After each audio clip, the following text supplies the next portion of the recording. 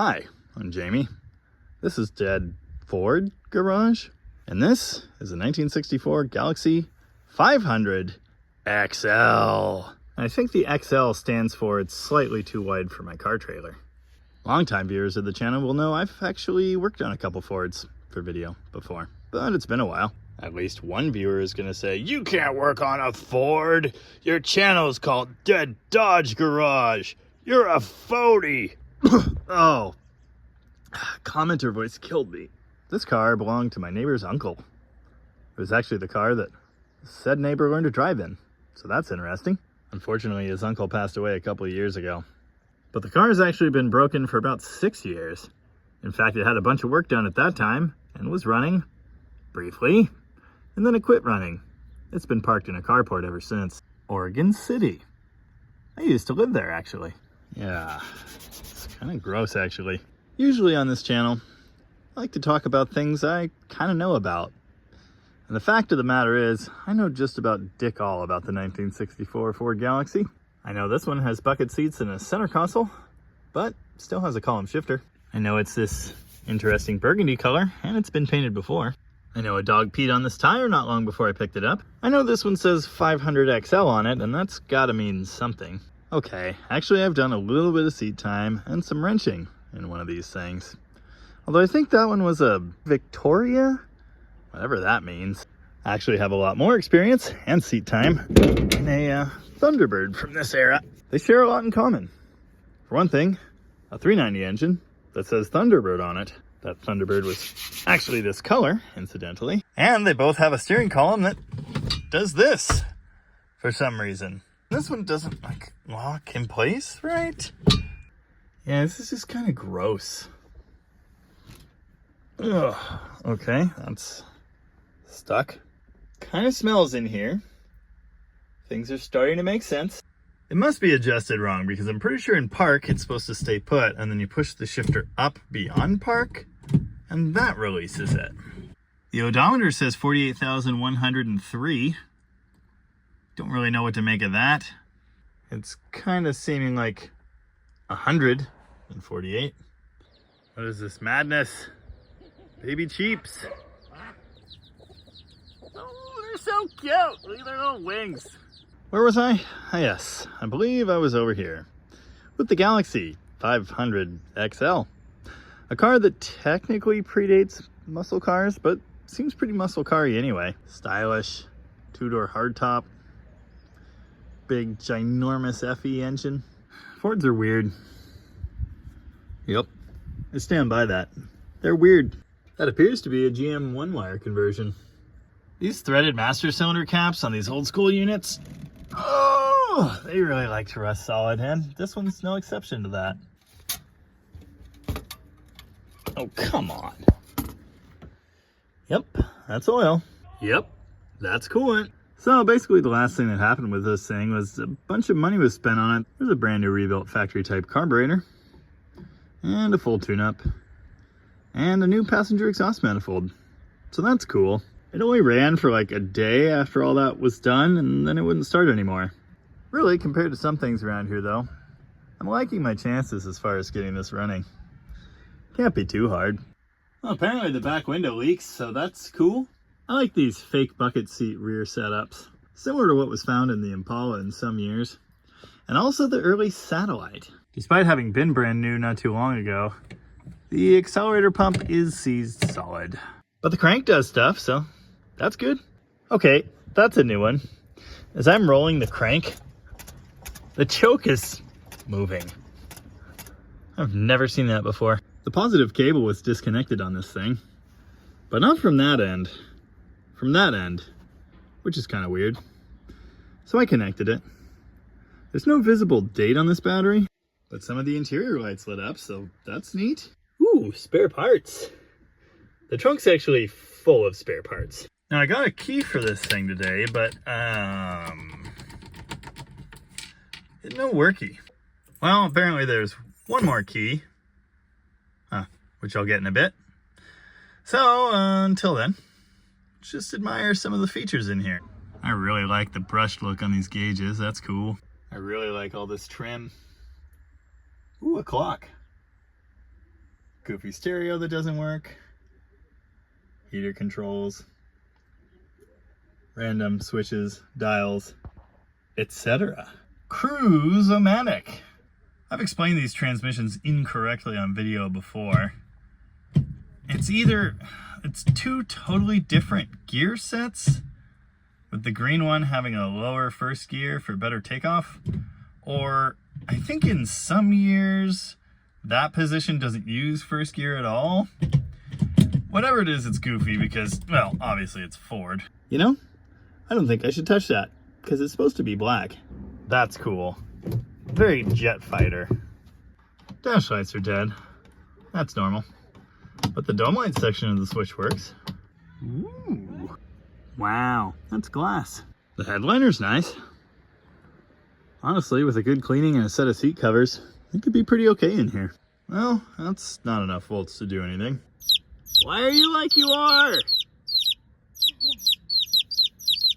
The battery in the box is getting down there a bit too. Maybe it'll do something. Oh. Oh. Oh. Suddenly I'm understanding the problem.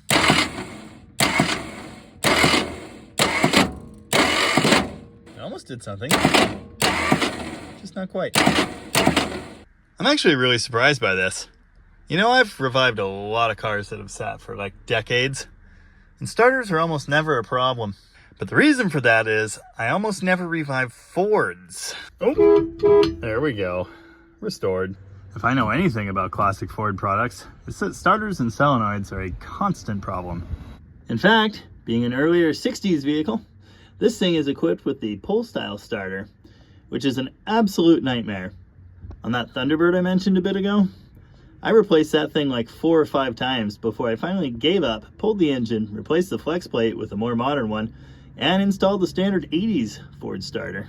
So that's going to put a bit of a damper on things. We'll just go ahead and cut to some unknown point in the future when I have a really expensive, nigh unobtainium starter for this thing. It's days later, and I've got a funny looking starter. I've also got a really whiny dog that kind of sounds like a raptor. Misery is working on a car on this trailer. You'd think it would be all nice and easy and stuff, but you'd be wrong. I don't really want to take it off yet. This is just about the most fun I've ever had. It's a little greasy under here. Oh, there's the goofy Ford power steering ram. There's the transmission. I don't know anything about early Ford transmissions really, and I don't want to. Dual exhaust system sitting on the parking brake cables. Did I mention that these early goofy pull type starters are an absolute nightmare? Problem, that is not the long nose starter. That is the later, more universal starter. You can convert to these, but you have to change the flex plate. And I'm going to guess by the destroyed gear and all the metal shavings, they did not do that. Okay, that could be much worse. Getting the starter swapped wasn't the worst thing in the world. At least it didn't fall on my face. So the rebuilders, who will remain nameless, flipped the motor body around backwards, and the stud's on the wrong side, and the cable doesn't reach. Yep, pretty much fixed forever. Please work.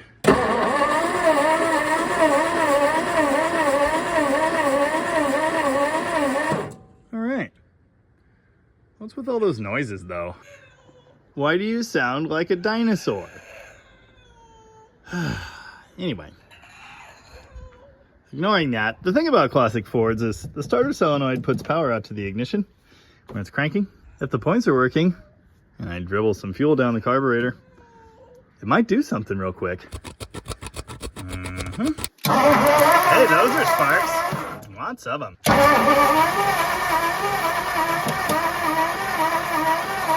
Oh. What's that about? Signs of life, please. Why does it just kind of seem like there's no compression? Okay, seriously, there's something wrong here.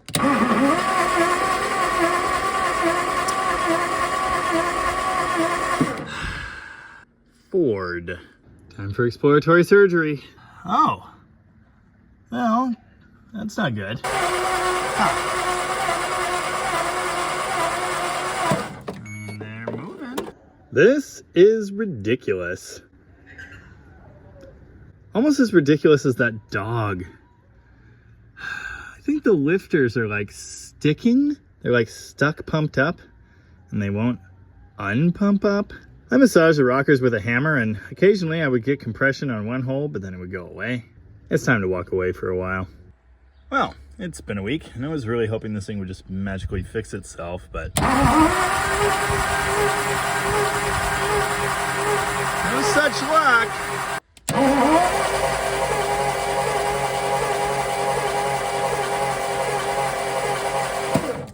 This just makes no sense. Also, apparently this gauge is bad. If you've watched the channel for any amount of time, you know that I at least kind of sort of know how stuff works. And I am just completely flummoxed by this problem. I am beside myself with disbelief. All of the rocker arms and push rods are moving freely. I'm even watching most of the push rods spin while I'm cranking the engine over. I can do this. This is off lift.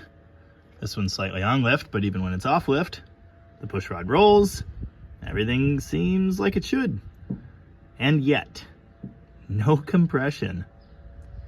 What in the world is going on here? Well, apparently the fuel pump's still good, so that's the good news. I don't even have a phone a friend for this. Wait, maybe I do. Hold on.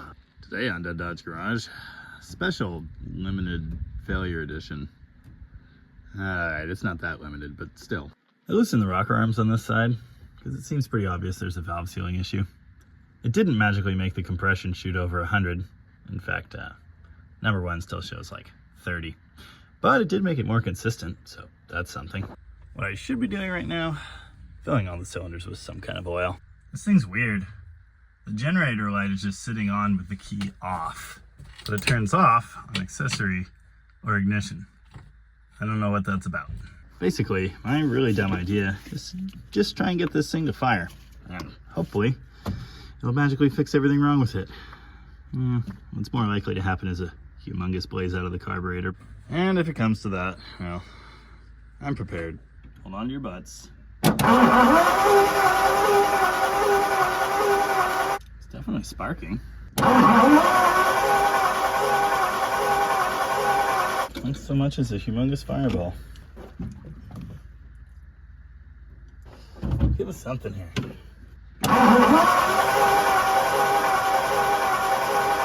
Nothing but a horrible oil mess, so that's cool. Ow.